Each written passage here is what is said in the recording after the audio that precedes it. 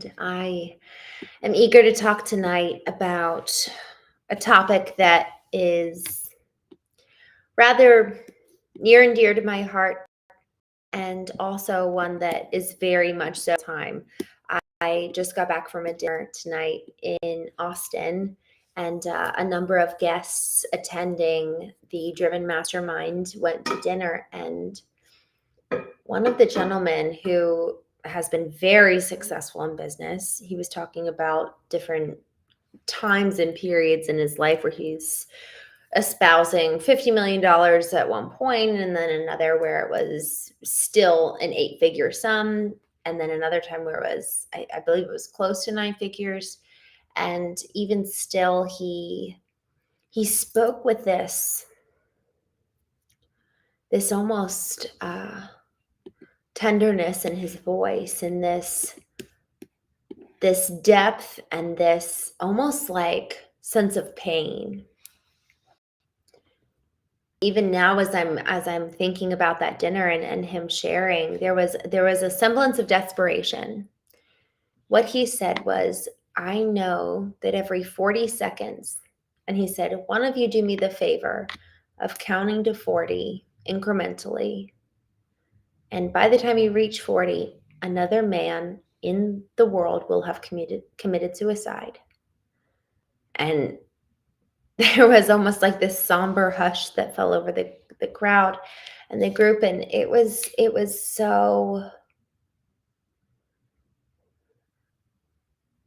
there's something about when people actually talk about the reality of an element of life.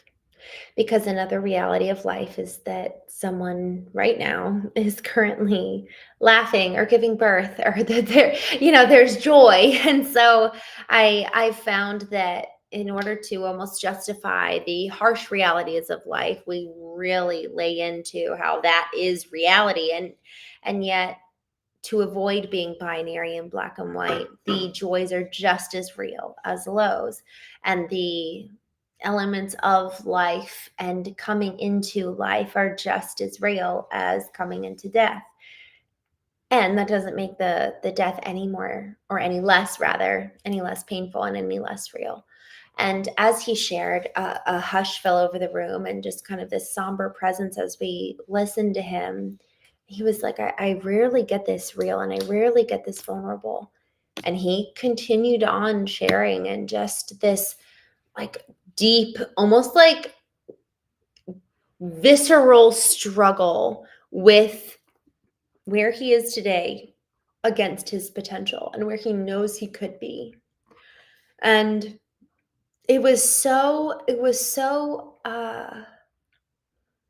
such a mirror watching that happen. And I think it was a mirror for all of us, every single person in that room, because what he gave was such a very raw example. He said, I was sharing with a friend. He was just kind of rather aghast at himself of being so honest, so exposed, being a guest to Driven Mastermind. And he's like, I can't believe I'm talking about this.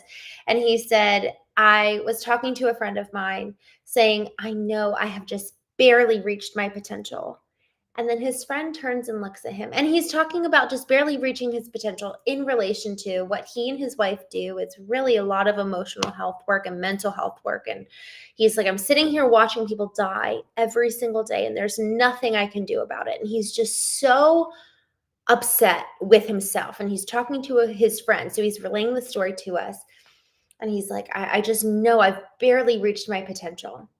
And his friend looks at him and is like, are you saying you've barely reached your potential when you've made $50 million and I have barely made a smidge of that? And there was just this kind of anger and aggression in his friend, reflecting this back to him. And as I was listening to him share this story, and also sitting there watching him just honestly almost entering into the pain that he feels over this like dissonance, like I am here and I know I can be here. And when I am here, lives will literally be saved. And man, there's just this really intense element of like guilt, and also this element of frustration, like very real frustration. I do not know how to bridge the gap from here to here. And what do I do? How do I get from A to B? And all of us, it was actually really, it almost felt rather sacred as we were listening. You know, every single one of us has a business. Every single one of us has a high standard for ourselves. And we're listening to this man who has his own business and has a very high standard for himself, just really struggle with where he is today versus where he knows he can be. And it just reminded me of the concept of when we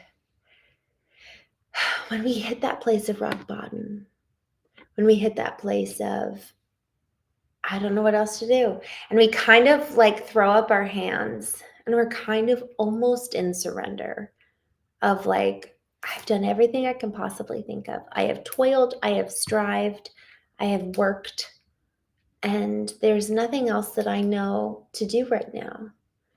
And in that moment of surrender, in that moment of almost like taking our hands off what we've been clenching and holding on to for dear life, in that moment of release and letting go, in some ways it's almost then the caterpillar turns into the butterfly. The transformation happens. And y'all, I did not know this, but I found this out a couple weeks ago, or rather a couple months ago. When a butterfly is in a cocoon, or when a caterpillar is in a cocoon, it's not just that the caterpillar transforms into a butterfly, it's that the caterpillar actually dissolves. Every part of the caterpillar from the outside looking in completely evaporates. It dies. It disintegrates. It is gone. And then I have no idea how it works. And then somehow a butterfly is formed. And so it is with us. If we are willing to let go, if we are willing to truly take our hands off the steering wheel and be like, all right, I don't know. I don't know what's going to happen. I don't know what's on the other side. And we, instead of looking at where we are today and the gap, just focusing on the gap from where we are today to where we want to get to, and instead look back over our shoulder and be like, oh my gosh, look at how far I've come. Look at how far, look at all those steps. Look at all those paths. Look at all those twists and turns and how I never would have thought that I would have gotten here. And look at where I am today. Y'all, there was another woman tonight at dinner who shared, and it was she was a freaking powerhouse, and all of us were like, whoa. And she goes, probably in a sequence of 4, she shares win, very impressive, win, very impressive, win, very impressive, 4th win, very impressive. And then she says, and then 2008 happens and I lost everything. And then I started to rebuild. But what's so interesting is, when we hear about it now, we know where she is today. And we hear the 2008, I lost everything. And it's like, oh, that's a good story. Wow, look at how she made it. Yet when we really imagine what it is like for this woman back 10 years ago, 15 years ago, to have lost everything and then to have recovered that, y'all, the element of losing everything, the dip in the story, the amount of gravitas in the weight of loss. We forget we don't know. Well, not just that we forget, but for so many of us, we don't actually know what that feels like.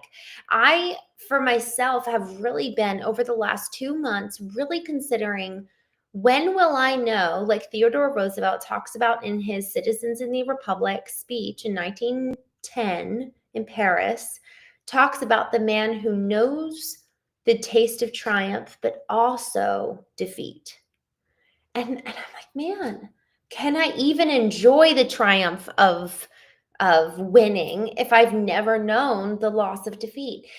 Every good story has the highs and the lows, and the highs are only high when juxtaposed to the lows. And so who are we to think that there is no sorrow, that there is no adversity, that there is no lower peak or valley that we will not experience in order to get to the peaks and the highs? And so there's this element, and actually, who was this? Oh, where was this that I heard this?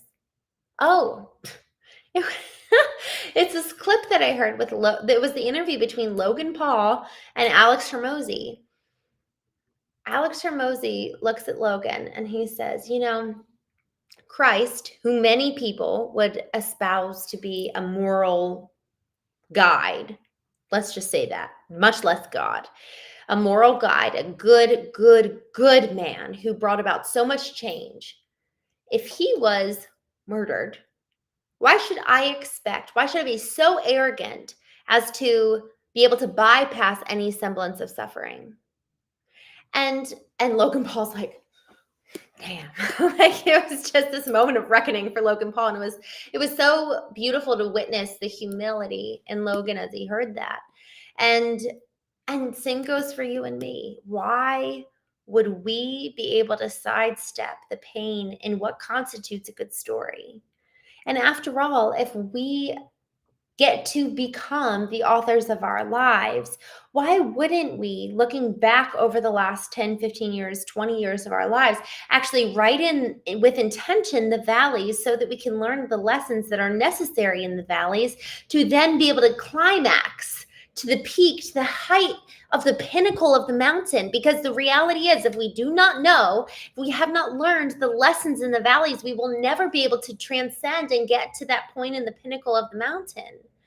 And so, are we willing to pay the price? Are we willing to actually put in the blood, sweat, and tears in the valley to be able to get to the climax of the mountain? And at first blush, perhaps the answer is yes. Yet when we really think about the cost, when we actually think about what will this actually look like, and this is where there's an element of playing out and imagination that's really, really helpful, because in imagining the pain, we then can close our eyes and be like, oh my goodness, this is really going to be awful. And it's actually not that bad, because to be able to envision the worst that it possibly can, we actually mentally move through the valley without actually physically doing so. Yet in the mental process of moving through the failure, moving through the valley, we realize it's actually not that scary. It's not all that it's cracked up to be in terms of you will lose everything. You will lose everyone. And sure, sometimes that's the case. And rarely that is the case. And so, okay, let me actually play out the worst case scenario and actually envision. Someone asked me the other month, they were like, has your acting background been able to be of service to you in terms of public speaking and in terms of presentation on stage? And it was an interesting question, because at first blush, yes. And then when I look back at the roles and characters I've played on stage, and I've done way more, I've done a tiny bit of film, I was in a movie, which was so much fun. And I was in commercials. But when I was in high school, I loved being on stage. And the hardest role I ever played on stage in theater was the ordinary, average girl next door.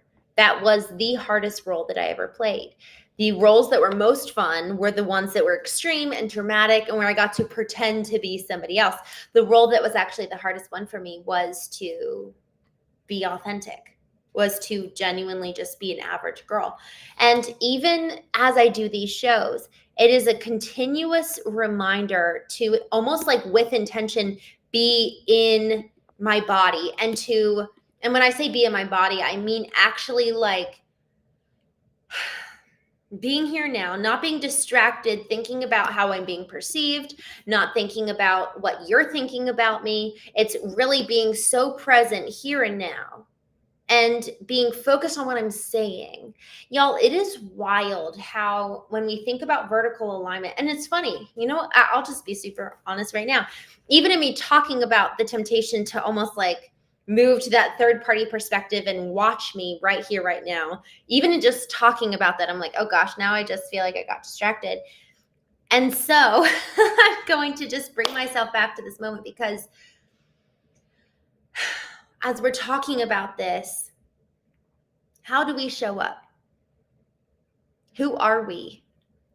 And y'all, I've talked to, from last Thursday's Foundations of Knowing workshop to even this evening, talking to different owners and leaders and talking about, hey, like let's really dive into who are you and what does that look like to really bring into the fullness of what you know is your potential. How do we capitalize on that? How do we bring that into the fullness of where you are and how you're living your life, to even just here in this moment? It's what I have to do right now, and I'm even just fighting with my own ability to not be so distracted by even what I brought up of the challenge that I face of maintaining authenticity when I think about, oh, but what do they think about me? And y'all, that is how I lived my entire life up until I was 28 when my husband left. My KPI, my key performance metric, was the happiness of others. Are they happy? Are they peaceful? Are they enjoying life? Are they okay? And I saw this so clearly. Man, this was after my husband left, but it was so clearly like it was a mirror for me. I was at my parents' house. I was just about to leave for New York. I think I was going to New York Fashion Week. And I heard my mom and dad, they were both about to leave. And my dad hurts himself. He stubs his toe or something. And my mom says, "Oh, are you okay?" And he's like, "Yeah, I'm fine." And then they walk out. And I just had this thought. I was like, man, I'm so proud of mom for not saying I'm sorry.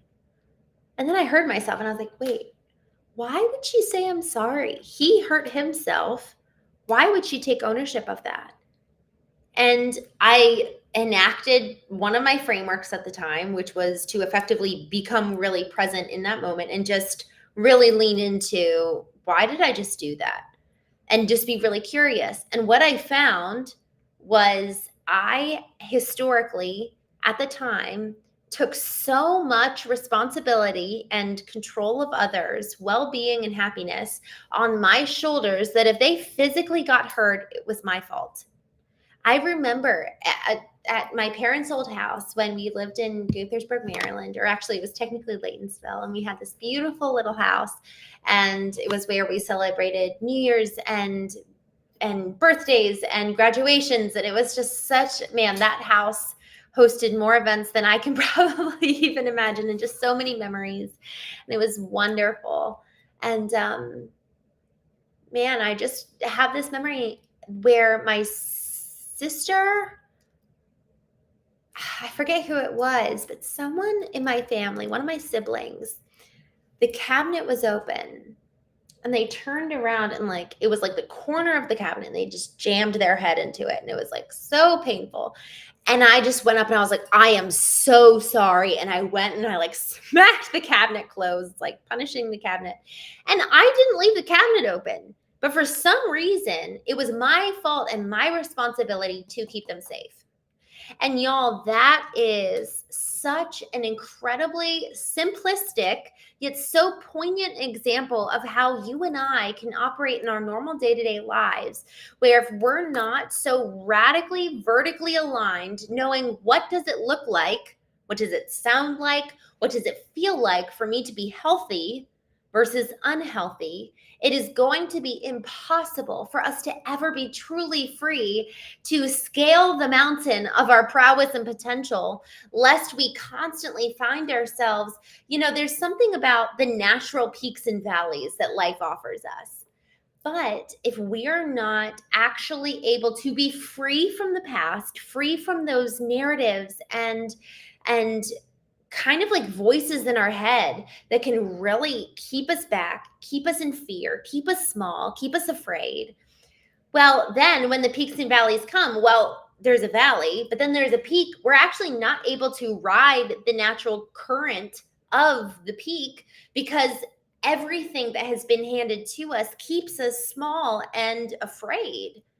And so the more that we're free, the more that we're vertically aligned, the more that we've actually processed the past to be fully present in the present, and then also free to move into our potential, the more we're actually able to experience the peaks and the valleys, learn what we need to in the valleys, because the valleys hold just like such important vital lessons for us to then be able to scale the mountaintop in the next kind of round of life.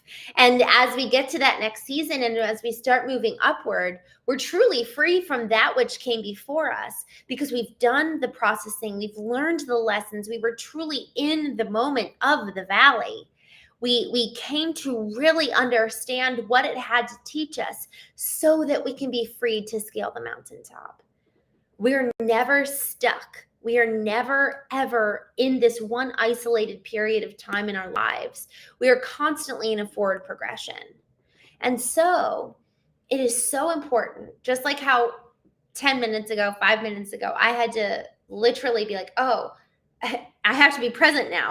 Like it's so distracting to think about all of a sudden when we come out of the moment and we start becoming subconscious rather than existing self-aware, self-conscious. Self-conscious really brings us into this heightened state of like, oh, what are they thinking about me? Versus being hyper self-aware and I would even say, man, it's so funny. It's almost, in one sense, it feels like a play on words. And it's not some game of which word we use, but it's really this element of like, if I am actually being conscious of what you're thinking about me versus conscious of the present moment. There's a big difference, because when I take myself out of the present moment and put myself in your shoes and wonder what you think about me, all of a sudden I'm not here. I'm over there where you are. And that's the danger. And so perhaps even that concept of self-conscious isn't even the best. I think we all have a mutual understanding of what that means, which is to effectively move myself into your position and think how you think about me, and then you do the same, and I wonder what they think about me. And then what it does is that it all of a sudden makes us the animal in the cage, where suddenly we're on display rather than being the actual one living the experience. And y'all, that's when we talk about being the hero of our story, that's what we're talking about.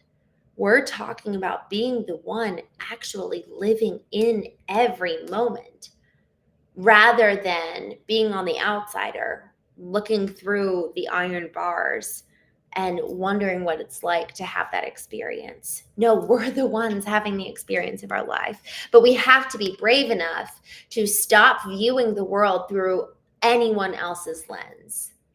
And in so doing, it brings us to the present moment. It allows us to learn the lessons in the valleys and then scale the pinnacle of the mountain to experience the joy at the top. And in so doing, it allows for us to live truly awake. It allows for us to feel the depth of sorrow over the pain and reality of every 40 seconds, a man is committing suicide. And at the same time, a new baby's born. And then we get to choose, how am I going to craft and intentionally create my life so that I'm living with intention, so that I'm living rooted and grounded in what I was created to do? Because some people are actually meant to deliver those babies and others are meant to combat the death. So which one is it? And maybe it ebbs and flows, but the beauty in you and I actually embodying the physical present self that you and I both have, rather than viewing the world through someone else's eyes watching us, we actually get to embody the life that we're living today and ebb and flow between the delivering of life and also the dying process. Because in us you and me, dying. It allows for new life to be born. It allows for us to die while we're in the valley, letting go of the old, for the new lesson to take birth and take new root and take life that propels us up the pinnacle of the mountain. And then as we keep moving forward, man, y'all, we meet the most beautiful, wonderful souls that really continue to help us on our journey and help us continue to move forward, because each one of us, every single one of us, has something to offer the other. But if we are not being brave to not just embody the practice, but also share the principles that we're learning along the way, y'all, what a blessing that if my valley can help you to either bypass an extra valley or make it through yours. That is what it is to live in community, to live in connection. That is invaluable. And we're actually brave enough to share what it is that we're learning right now, the more we're really able to come alongside each other. And connection is truly the heartbeat of this human existence, this human journey. And so the more that we're actually communicating, the more we're actually sharing, the more connection is to be found in both the valleys, but also the peaks too. And so with that, as I think about the gentleman at dinner tonight who was just going through almost what sounded like this dark night of the soul, hitting rock bottom, there's so much beauty that he had to offer each one of us tonight that caused us to take a moment to be present and remember, why is it that each one of us is doing what we're doing? Are we even on the right path to begin with?